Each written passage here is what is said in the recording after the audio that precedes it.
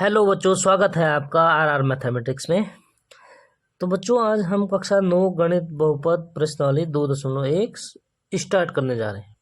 ठीक है, इस प्रश्नावली में केवल 5 प्रश्न हैं और सारे प्रश्न जो है बच्चों हमारे जो परिचय इंट्रोडक्शन किया था, जो बहुपद का परिचय कराया था मैंने लास्ट वीडियो में, सब उसी पे आधारित है बच्चों। एक भी जो है अलग नहीं है।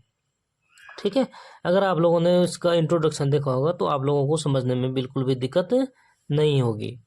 तो शुरू करते हैं प्रश्नावली 2.1 प्रश्न संख्या 1। निम्नलिखित व्यंजकों में कौन कौन एक चर में बहुपद है, कौन कौन नहीं है?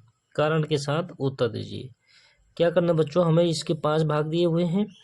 हमें बताना है कि कौन कौन से एक चर में बहुपद है। बहुपद क्या होते हैं बच्चों? 2 चर में भी होता है, तो हमें इसमें एक चर वाले बहुपद बताने हैं। फर्स्ट पार्ट, जैसे 4x² ऋण 3x धन 7। ठीक है, तो इसमें चर क्या है बच्चों? हमारे पास चर है x, और कोई दूसरा चर तो नहीं है। x के अलावा कोई है चर? नहीं है, तो एक चर। ठीक है, तो एक चर में बहुपद है। तो ये क्या है बच्चों? एक चर में क्या है? ये बहुपद है, क्योंकि इसमें एक चर है। बहुपद की क्या खासियत होती है? एक तो जो चर की घात होती है बच्चों, वो क्या होना चाहिए? पूर्ण संख्या होनी चाहिए। ठीक है, वो ऋणात्मक नहीं होना चाहिए, वो सिर्फ क्या होना चाहिए? पूर्ण संख्या होती है। और पूर्ण संख्या आपको बताया था क्या होता है, 0 से लेके काउंटिंग नंबर होते हैं, वो पूर्ण संख्या होती है। ठीक है बच्चों, तो क्या बताना हमने? एक चर में चर एक है, ओके है, और चर की घात क्या है बच्चों? पूर्ण संख्या है। इसमें x² है, घात 2 है, और इसमें क्या है? घात 1 है, यानी ये भी पूर्ण संख्या है। ठीक है बच्चों, तो ये क्या है? एक चर में बहुपद है।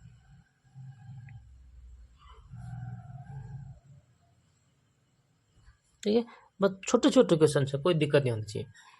दूसरा देखिए, y की घात 2 धन √2। तो y चर एक ही है बच्चों, y के अलावा कोई दूसरा चर नहीं है, और घात क्या है? पूर्ण संख्या है। तो ये भी क्या है? एक चर में बहुपद है।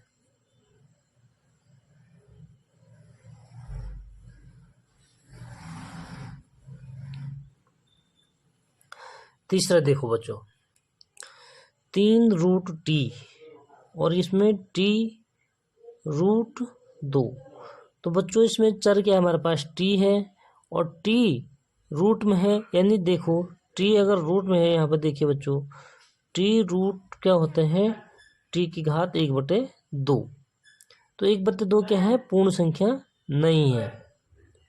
ठीक है, चर तो एक है t, ठीक है, लेकिन दोनों शर्तें इसमें लागू नहीं है। टी की घात क्या होना चाहिए? पूर्ण संख्या होना चाहिए। तो इसलिए क्या हो जाएगा बच्चों? बहुपद नहीं है। ठीक है, टी की घात पूर्ण संख्या नहीं है। टी की घात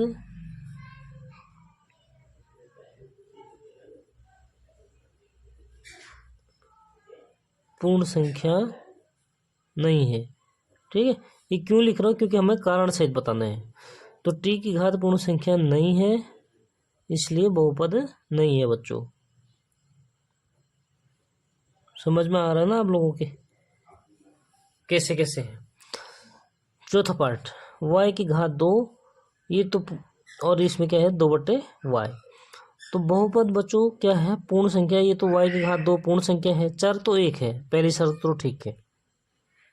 दूसरी शर्त क्या है बच्चों? इसमें जो y की घात है, ये क्या है? जो y बट्टे में है, अगर y बट्टे में होते हैं, देखो ये रफली करो, हाँ, बीच में ये, तो ये जैसे 1/y है हमारे पास, तो इसमें 1/y क्या होता है बच्चों? y की घात जब ऊपर जाती है तो क्या हो जाता है? ऋण हो जाता है, और ऋण एक क्या है? पूर्ण संख्या नहीं है।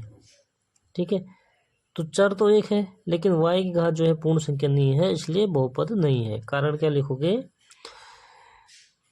कि y की घात चर चर है ये। ठीक है, चर y की घात क्या है? पूर्ण संख्या नहीं है।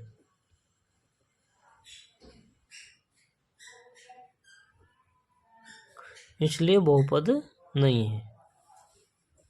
ठीक है, इसका कारण क्या है, ये है बच्चों। पांचवा पार्ट क्या है बच्चों, x की घात 10 धन y की घात 3 धन t की घात 50। तो चर बच्चों क्या क्या इसमें, x भी चर है, y भी चर है और t भी चर है, इसमें 3 चर है। ठीक है, और हमें क्या दिखाना था, एक चर में बहुपद है या नहीं है। तो इसमें क्या है बच्चों, 3 चर है, इसलिए एक चर में बहुपद नहीं है।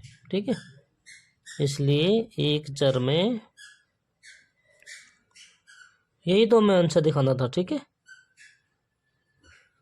अगर कोई भी आप लोगों को समस्या होती है इससे संबंधित तो आप लोग नीचे कमेंट में पूछ सकते हैं, आपका रिप्लाई वहीं पे दिया जाएगा बच्चों। ठीक है, जो नए स्टूडेंट हैं अगर अभी तक चैनल सब्सक्राइब नहीं किया है तो चैनल को सब्सक्राइब जरूर करें बच्चों, और दोस्तों के साथ शेयर करें। अगर वीडियो अच्छी लगी तो लाइक जरूर करें बच्चों। ठीक है, लाइक करने में कोई कंजूसी नहीं करनी है। चलो नेक्स्ट प्रश्न संख्या 2 देखो, निम्नलिखित में से प्रत्येक में एक्स स्क्वायर का गुणांक लिखिए। गुणांक क्या होता है बच्चों, हमारे पास जैसे x के साथ जो हमारे पास जो काउंटिंग नंबर होता है उसको हम कहते हैं गुणांक। ठीक है, तो हमें यहाँ पर जैसे ये क्या होता है, हमारे पास एक कांस्टेंट टर्म्स होता है और ये एक्स स्क्वायर है, इसके साथ जो गुणा होते हैं वो गुणांक होते हैं, और x का गुणांक होगा तो x का गुणांक इसके साथ में होगा। ठीक है बच्चों, लेकिन हमें फिलहाल यहाँ पर क्या बताना है, एक्स स्क्वायर का गुणांक। तो एक्स स्क्वायर के साथ में अगर कोई काउंटिंग नंबर नहीं होता तो वहाँ पे हमेशा क्या होता है बच्चों, 1 होता है। ठीक है, इसलिए इसका गुणांक क्या हो गया, एक्स स्क्वायर का 1 आंसर। ठीक है, आप लोग पूरा विस्तार से लिखना, मैं इसको शॉर्टकट में बता रहा हूँ क्योंकि ये लोग मैं ये चीज़ में क्या कर रखूँ, आप लोगों को इंट्रोडक्शन में भी पूरा बता चुका हूँ। ठीक है, और इसमें देखो बच्चों, धन ऋण साइन का जो है विशेषकर ध्यान रखना आप लोगों को। देखो एक्स स्क्वायर के साथ जो है साइन कौन सा है, ऋण है, और गुणांक इसमें अगर कुछ नहीं है बच्चों तो हमेशा क्या होता है, 1 होता है, क्योंकि 1 से अगर किसी भी संख्या को गुणा करते हैं तो उसका मान वही होता है, उसका मान में कोई बदलाव नहीं होता। ठीक है बच्चों, तो इसमें एक्स स्क्वायर का गुणांक क्या होता है, ऋण 1। ठीक है, तीसरा पार्ट, पाई बटे 2 एक्स स्क्वायर धन एक्स। एक्स वाले को तो ये ध्यान से नहीं देखना है यहाँ पे, क्योंकि स्क्वायर का गुणांक है, तो स्क्वायर के साथ में क्या गुणा है बच्चों, यहाँ पे पाई बटे 2 है, तो इसलिए एक्स स्क्वायर का गुणांक क्या हो जाएगा बच्चों, यहाँ पे उत्तर क्या हो जाएगा, पाई बटे 2। ठीक है बच्चों, अगर समझ में नहीं आएगा तो आप लोग जरूर पूछना है, आप लोगों को बिल्कुल विस्तार से समझा दिया जाएगा। और जैसे चौथा पार्ट है, ठीक है, ये क्या है, √2x ऋण 1। तो इसमें बच्चों क्या है कि हमारे पास एक्स स्क्वायर वाले टर्म्स पद नहीं है। ठीक है, तो जब एक्स ये बहुपद है लेकिन एक्स स्क्वायर 0 है, उसका गुणांक अगर देखो एक्स स्क्वायर के साथ अगर 0 होगा बच्चों, ठीक है, तो एक्स स्क्वायर के साथ 0 से गुणा करेंगे तो क्या हो जाएगा, 0, यानी यहाँ पे स्क्वायर वाले टर्म हमारे पास क्या है, 0 है, तो एक्स स्क्वायर का गुणांक क्या हो जाएगा बच्चों, जो उत्तर होगा हमारे पास वो क्या हो जाएगा, हमारा 0 हो जाएगा। इस कंडीशन में एक्स स्क्वायर, अगर एक्स स्क्वायर वाला टर्म्स नहीं है तो ये तो वहाँ पर क्या मानते हैं हम, एक्स स्क्वायर का जो गुणांक होता है क्या होता है, 0 होता है। ठीक है बच्चों, क्लियर हो गया। नेक्स्ट देखिए और आगे अब आते हैं प्रश्न संख्या 3। प्रश्न संख्या 3 देखो बच्चों, 35 के घात के द्विपद का और 100 घात के एक पदी का एक एक उदाहरण दीजिए। आप अपनी तरफ से कोई सभी उदाहरण दे सकते हैं, लेकिन चर की घात कितनी होनी चाहिए, 35, और पद कैसा होना चाहिए, द्विपद, जो बहुपद है वो द्विपद होना चाहिए, मतलब उसमें 2 पद होना चाहिए। तो 35 घात के द्विपद, ठीक है, का उदाहरण। भाई कोई भी चर लिख लो आप, ए लिखो, बी लिखो, टी लिखो, X Y Z, A to Z, कुछ भी लिखो चर। ठीक है, तो मैं फिलहाल लिख देता हूँ एक्स, लेकिन उसकी घात कितना होना चाहिए बच्चों, 35, एक्स की घात 35 कर दो, और पद होना चाहिए द्विपद है तो द्विपद में कुछ भी लिख लो आप। ठीक है, x लिख दो या 4 लिख दो, एक उदाहरण हो गया, या x की घात 35 प्लस 4 लिख दो, x की घात 35 प्लस 2 लिख दो, 1 लिख दो, कुछ भी लिख दो आप, लेकिन बहुपद की घात कितनी होनी चाहिए? 35 होनी चाहिए। और कैसा होना चाहिए? द्विपद होना चाहिए। तो एक पद दो पद, एक पद दो पद, एक पद दो पद, इस तरीके से पद गिनते हैं। ठीक है बच्चों। लेकिन घात कौन सी होती है? जो चर की मैक्सिमम घात होती है, इसको बोलते हैं हम घात, बहुपद की घात। ठीक है, समझ में आ गया। इस प्रकार क्या करें, 100 घात के एक पद, मतलब एक पद होना चाहिए। यहाँ पे कितने पद हैं? 2 पद हैं, हमें एक पद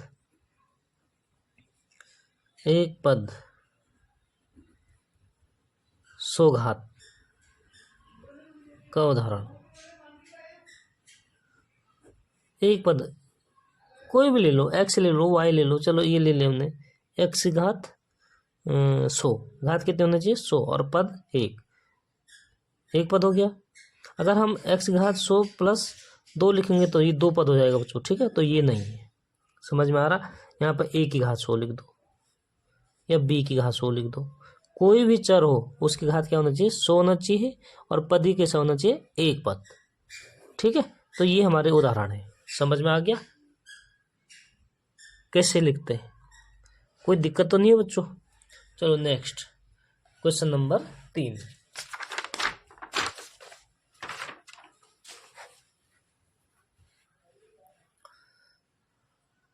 क्वेश्चन नंबर 3 कंप्लीट हो गया बच्चों। अब है प्रश्न संख्या 4। निम्नलिखित बहुपदों में प्रत्येक बहुपद की घात लिखी। अब इंट्रोडक्शन में मैंने क्या बताया था बच्चों? बहुपद की घात क्या होती है? जो चर की अधिकतम घात है। देखो यहाँ पे x चर है, एक पद है, दो पद है, तीन पद है। धन ऋण की जो बाद होता है उसको कहते हैं पद, एक पद, दो पद, तीन पद, ये त्रिपदीय है। समझ गए आप? हमें घात लिखने हैं, तो घात होता है बच्चों चर की जो अधिकतम घात हो। अधिकतम घात मतलब जो सबसे ज्यादा घात होती है चर की। तो चर की इसमें सबसे ज्यादा क्या है बच्चों? 3 है। ठीक है, तो इसमें उत्तर क्या हो जाएगा? 3। प्रत्येक बहुपद की घात लिखनी है, तो घात कितनी होगी? 3 होगी। इस बहुपद की घात, इसमें उत्तर में लिखो इस बहुपद की घात 3 है। ठीक है, इस तरीके से आप लोगों को उत्तर लिखना है। मैं प्रत्येक में नहीं लिखूंगा, ये सिर्फ आपने लिखना है। ठीक, मैं सिर्फ उत्तर बता देता हूँ। सेकंड पार्ट है 4 ऋण y की घात 2। तो बच्चों इसमें चर हमारे पास y है और उसकी अधिकतम घात कितनी हमारी? 2 है। 2 से ऊपर कोई घात नहीं है इसमें, तो क्या लिखेंगे हम इसमें? उत्तर 2। आपको क्या लिखना है? इस बहुपद की घात 2 है। ठीक है। तीसरा पार्ट 5t ऋण √7। चर क्या है बच्चों? इसमें t है, और उसकी ज्यादा से ज्यादा घात कितनी है इसमें? 1 ही है। इससे ऊपर कोई घात नहीं है ना बच्चों? नहीं है। तो इसमें उत्तर क्या हो जाएगा? 1 हो जाएगा। ठीक है, आप लोगों ने उत्तर क्या लिखना है अपने आगे? इस बहुपद की घात 1 है। ठीक है बच्चों। और चौथा पार्ट, प्रश्न संख्या 4 का चौथा पार्ट है और अंतिम पार्ट है 3। तो ये बहुपद तो है, ठीक है, लेकिन इसमें चर नहीं है, और चर की घात पूछ रहे हैं बच्चों। तो चर की घात तो इसमें कुछ नहीं है। कुछ नहीं का मतलब 0।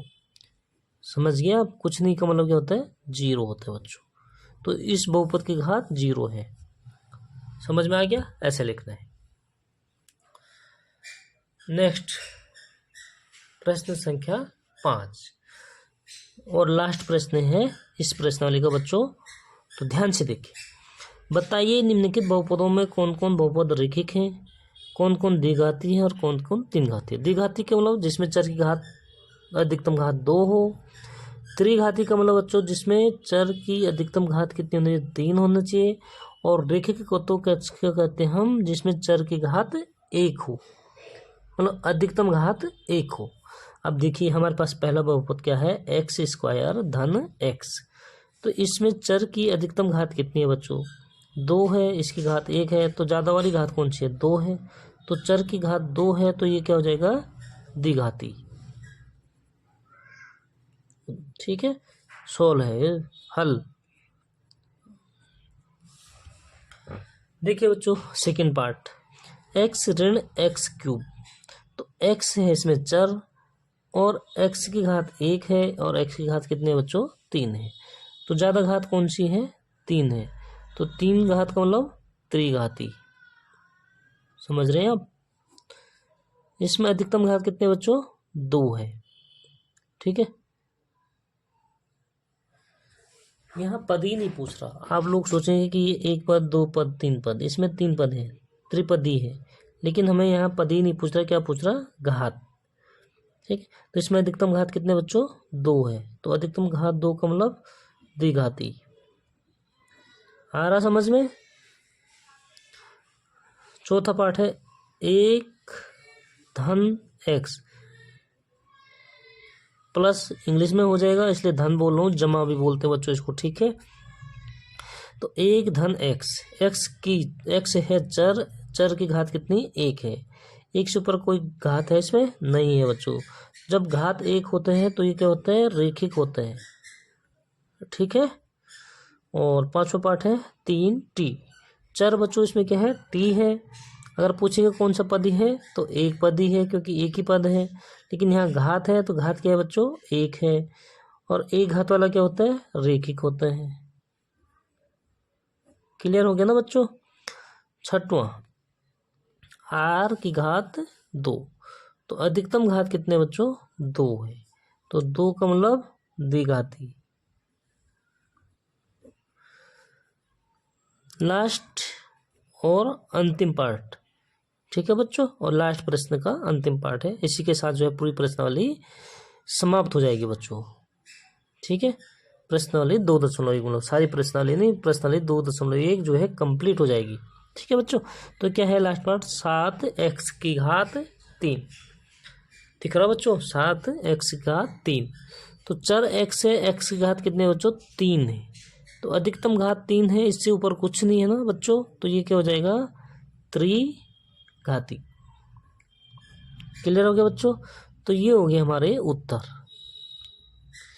कोई डाउट है तो जो भी नए स्टूडेंट्स है प्लीज़ सब्सक्राइब कर दीजिए, और चैनल को लाइक कर दीजिए, सब्सक्राइब कर दीजिए, और दोस्तों के साथ शेयर कर दीजिए।